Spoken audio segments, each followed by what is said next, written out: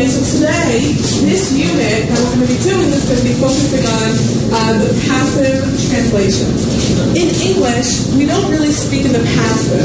So I want to just practice with you. What does it mean to be passive? So is this man being passive? Despite what this picture looks like, he's not being passive, right? He just happens to be exhausted and he's sleeping, but he's not passive according to the strict definition of passive. What is passive in this picture? The chair. The chair. So how would you make it an English sentence? The chair is being sat upon. Does that sound like a normal English sentence?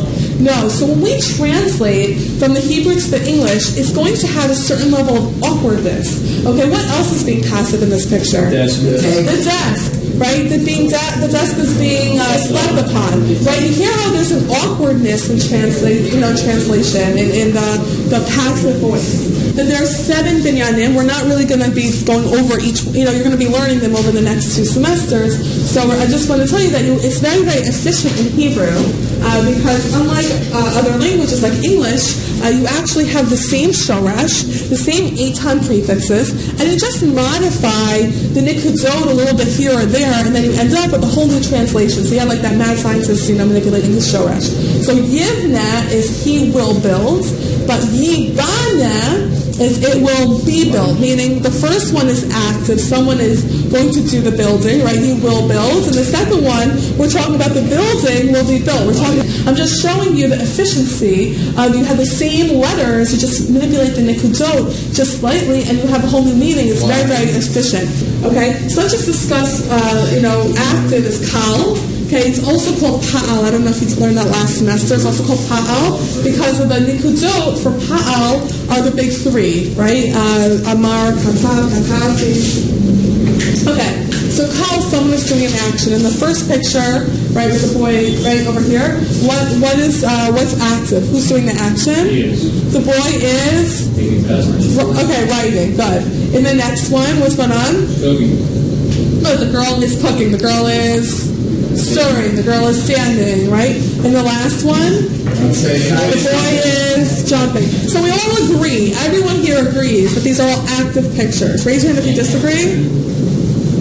So it actually happens to be that these pictures are both active and passive, right? How are they active? They're active because someone's doing an action, but in all of these cases, in each and every one of these cases, something is being is receiving the action.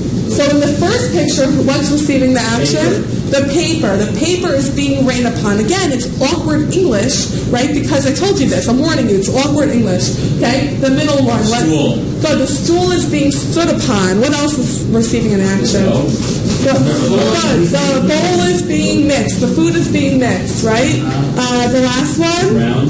The jump rope is being jumped upon. The ground is being jumped upon, right? Those are all inanimate objects. Notice that when we're being active, we have to talk generally about people doing it, right? Active people.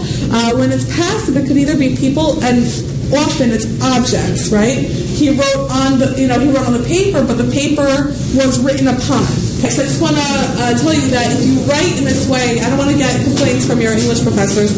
If you write in this way, you will get that green or blue squiggly line in Microsoft Word. I don't know if it's in other things. And if you right-click it, it will say passive voice. And if you're like me, before you learn this material, you're like, I don't even know what that is, but looks good enough to me, and you would ignore it. But that's what this means. This is passive voice. This passive version is not considered good English, right? In English, we talk about people doing things. We don't talk about who's receiving the action. We don't speak in those terms, so it's just bad English. Okay, so this should be a pretty simple exercise, okay? I want you to circle the sentences where the subject is being active, okay? So this should be pretty simple. So let's look at number 1. Okay, I ate pizza. Is I being active? Yes. So we're circling ones that are active, so that's good. Pizza was eaten by me. No. Because is pizza doing the action?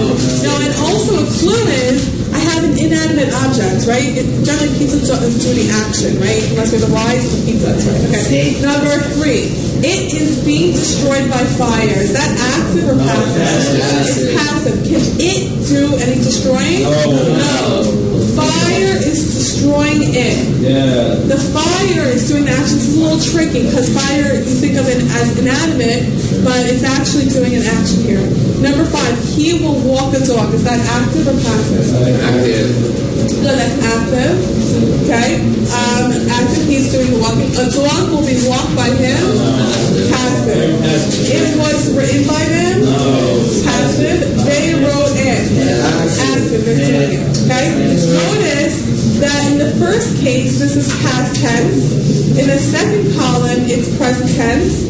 And in the third column, it's all future tense. It doesn't matter if I'm dealing with past, present, future. Anyone could be passive in any tense, right?